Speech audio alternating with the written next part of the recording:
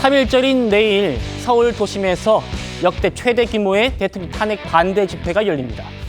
지금 신고된 인원만 10만 명이 넘는다고 합니다. 같이 보시죠. 내일 1시부터 서울 광화문에서 5만 명 집회가 신고돼 있고요. 여의도 국회 앞에서도 5만 명, 또 대학로 앞에서는 5천 명이 지금 신고가 되어 있습니다. 신고된 인원만입니다. 10만 5천 명입니다. 그리 멀리 떨어지지 않은 곳에서 서울 안국역, 헌법재판소 근처죠. 안국역에서 탄핵 찬성 집회가 3만 명 지금 집회 신고돼 있고요. 인근의 또 경복궁역에도 3만 명 규모의 찬성 집회가 열릴 거다라고 신고가 되어 있습니다. 박 대변인님, 3.1절입니다. 3.1절에 정말 양쪽이 최대 규모로 결집하는 겁니다. 그러니까 국가가 하나가 되어야 될 3.1절 기념비적인 날에 이렇게 좀 나라가 반으로 갈라져서 새 싸움을 하고 사실 양쪽에 지금 양 정당들도 이런 것들을 좀 부추기고 있는 그런 상황 아니겠습니까? 그러니까 국민의힘에서도 뭐 40여 명의 의원들이 직접 참석을 한다. 이제 이런 이야기들이 흘러나오고 민주당에서도 당 대표가 직접 또 동원령을 내리고 독려하는 그런 모습들을 보이고 있는 상황이거든요. 저도 정당인의 한 사람으로서 이런 시국 자체가 굉장히 안타깝다라고 생각을 합니다. 그렇다고 하면 우리가 이런 시국을 어떻게 치유할 수 있겠느냐? 저는 그런 고민으로 나아가야 한다라고 생각을 하거든요. 결과적으로 이 국민 통합을 이끌어야 될 책임들은 여러 국가기관들, 그중에서도 지금은 또 헌법재판소의 시간 아니겠습니까? 결과적으로 이 양측 집회 모두 다 그런 헌법재판소의 판결을 앞두고 선고를 앞두고 각자의 목소리를 내기 위해서 이루어지는 것이기 때문에 또 그에 대해서 이 헌법재판소가 국민의 대표 중에 하나로서 또 깊은 고민을 해봐야 한다라고 생각하고요. 아무쪼록 이번 3.1절 탄핵 찬반 집회가 이제 큰 무리 없이 평화적으로 마무리될 수 있도록 저도 좀 기원을 해보겠습니다. 예, 이것도 하나 또 추가로 여쭤볼게요. 탄핵 반대 집회 주최 측이요. 내일도 2030 청년들의 참여가 크게 늘어날 거다 이렇게 전망을 했더라고요. 네. 오늘 국회에서 이런 기자회견도 했는데 여러분 한번 듣고 제가 질문 드려보죠. 현재 비상계엄 이후 정치에 무관심했던 청년들이 이제 하나둘씩 깨어나고 있습니다. 입법부의 독단이 행정부를 마비시키고 사법부마저 흔들리는 현실 속에 더는 청년들이 침묵할 수 없기 때문입니다.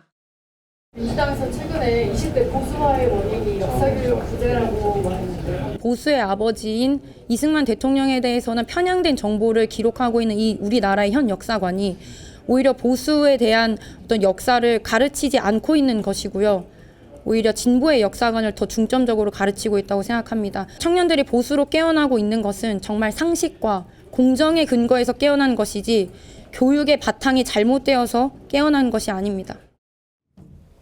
우리 박 대변인께서도 2030이시기 때문에 지금 탄핵 찬성 연단에서 또 황현필 씨가 반대 집회에 나온 청년들 향해 가지고 역사 교육이 덜 돼서 그렇다라고 비판했던 그 부분을 또 우리 2030 청년이 비판하는 그런 장면을 보셨습니다. 어떻게 보셨어요?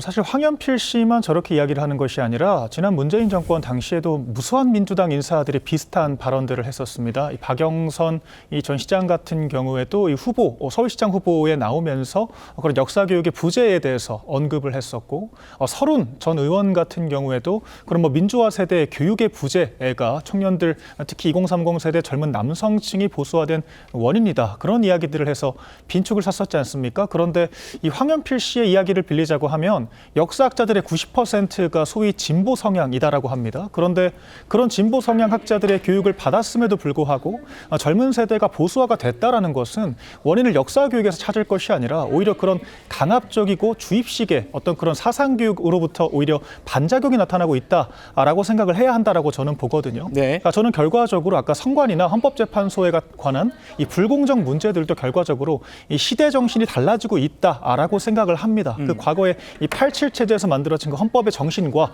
지금 청년 세대들이 느끼는 이런 여러 가지 부조리와 국가기관들의 모순들, 이 사이의 감정선의 괴리가 너무도 커졌다라고 생각을 하고요. 그에 대한 기존 기득권, 이 국가기관들에 대한 그런 저항의식과 이 어떤 문제 제기를 하는 방식으로 지금 젊은 세대들이 거리로 나와서 목 놓아 외치고 있는 것이다. 저는 그렇게 보고 있습니다. 네, 내일 탄핵 반대 집회에 나선 인물 중에요. 전한길 씨와 함께 이 사람이 주목을 받고 있습니다. 누군지 만나보시죠.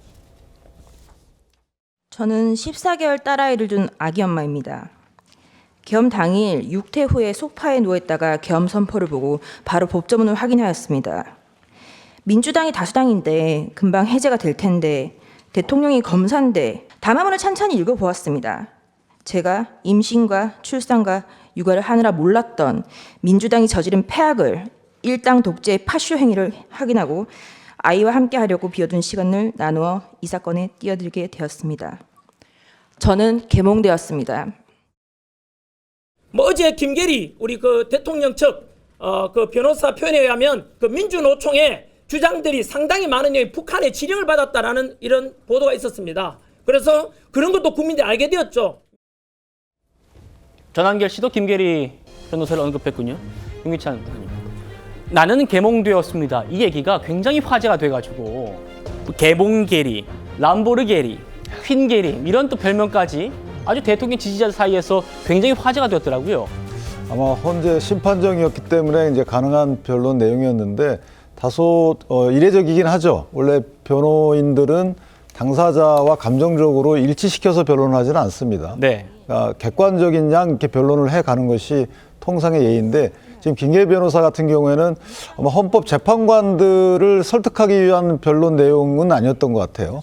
그러니까 법정 내에서 법정 외의 언어를 사용했기 때문에 아마 탄핵을 기각을 원하는 국민들을 향한 메시지용으로 변론을 했던 부분이고 거기에 띄어지는 여러 영상들도 보면 사실 국민들이 많이 익숙하지 않았던 영상들을 국민께 보여주는 듯한 이런 변론 방식이었던 걸로 저는 생각이 되고요. 그리고 재판관들과 설전을 벌이는 모습, 그러니까 기존 법조인들이 사실은 하지 않았던 부분들을 장소와 시기 등에 구애받지 않고 본인만의 색깔을 드러냈다. 물론 저런 부분들이 기존 변호사들로서는 되게 인색적으로 보이고 어색해 보이기도 합니다만은 기존 변호사가 생각할 수 없는 변론 방식을 택한 부분이고 아마 변호사들 심판대리인들 내에서 역할 분담이 있었는지 모르겠지만 네. 나름대로의 재판정에서 재판부를 향하지 않은 밖을 향한 변론을 하신 걸로 봐서는 글쎄 뭐 저기 의도한 변론이 아니었나 저는 개인적으로. 예.